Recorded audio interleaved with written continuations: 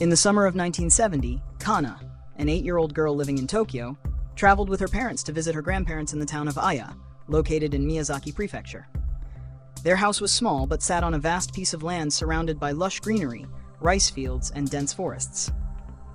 To Kana, this place felt like an entirely new world, so different from the crowded city. She was free to run, explore nature, and enjoy a kind of freedom she could never experience in Tokyo. Since her parents were busy in the city of Miyazaki, Kana stayed behind under the care of her grandparents. Far from being sad, she was delighted to have more time to play and go on adventures in the peaceful countryside. During the first few days, Kana would disappear for hours, wandering through the nearby forest, collecting leaves, flowers, and unusual stones to take home as souvenirs. Her innocent curiosity was the beginning of what seemed like an idyllic summer, until it led to a terrifying encounter with Hachishakusama, the 8-feet-tall woman of Japanese legend. On the second day without her parents, Kana went alone into the small forest behind the garden to look for pretty stones. The weather was bright, the wind gentle, and her excitement grew. As she bent down to pick up a shiny pebble, an eerie sound echoed from behind her. Pope! Pope! Pope! The voice was deep, almost masculine, yet strangely distant and impossible to pinpoint. Kana froze, lifting her head, and her heart nearly stopped. Before her stood a towering figure. It was a woman of unnatural height, twice as tall as any person, dressed in a long white dress that touched the ground.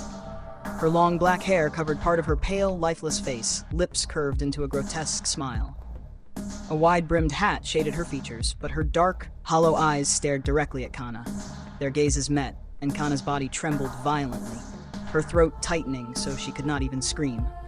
A chilling aura surrounded her, as though the forest itself was swallowing her whole. Slowly, the giant woman receded into the trees and vanished, leaving Kana paralyzed with fear. When her legs finally moved again, she bolted toward the house, sobbing and gasping for breath. She threw herself into her grandmother's arms and told her everything. At once, her grandmother's face drained of color, filled with terror. Gone was the gentle smile. Instead, she clutched Kana tightly and called for her husband, for both knew exactly what had happened. Their granddaughter had encountered Hachishakusama, the 8-feet-tall woman who steals children away. After hearing Kana's trembling account, her grandmother collapsed onto the floor, shoulders shaking as she cried uncontrollably. Without delay, she relayed everything to her husband. His face turned grim. He rushed to the telephone to contact Kana's parents. Unfortunately, they weren't at the hotel, so he left a desperate message. The once peaceful house grew heavy with dread. Kana panicked as she saw the fear in her grandparents' eyes, clinging to her grandfather with tears streaming down her face. What's happening? Why is everyone so scared? Her grandfather met her eyes, his voice solemn. You've been chosen as her target. If we don't protect you, Hachishakusama will take you, just like the children who vanished before. Kana broke into tears, her small heart crushed by terror. Her grandmother knelt to hold her close, voice shaking but firm. From this moment, you must follow every word we say.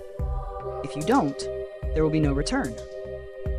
Her grandfather explained that for generations, villagers told of a woman in white, impossibly tall, wearing a wide hat, and repeating the dreadful sound, pope, pope, pope.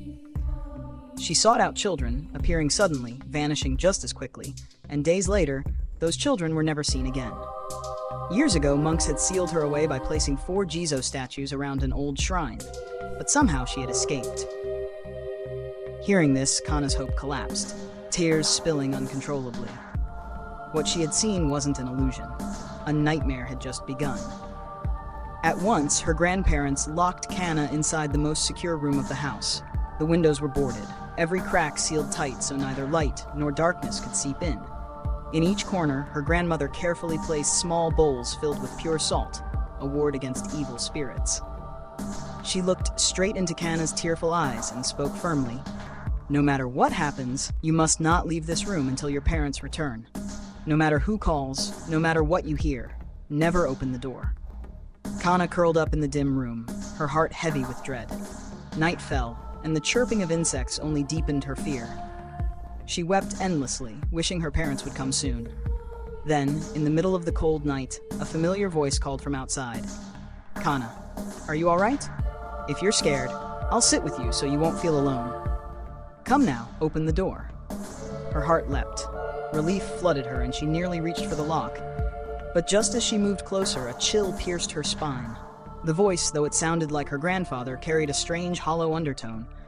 Kana turned to the corners of the room. The bowls of salt had turned black, releasing a foul stench. Then, beneath the coaxing words, came the dreadful sound once more.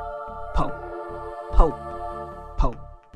Kana stumbled backward, pressing her hands over her ears, sobbing hysterically.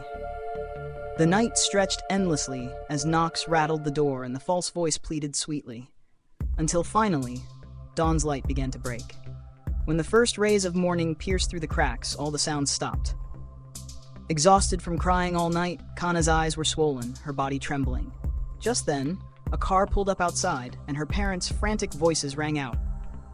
The door burst open, and her grandmother rushed to embrace her, followed by her parents who held her tightly. Without hesitation, they packed up and left Miyazaki immediately.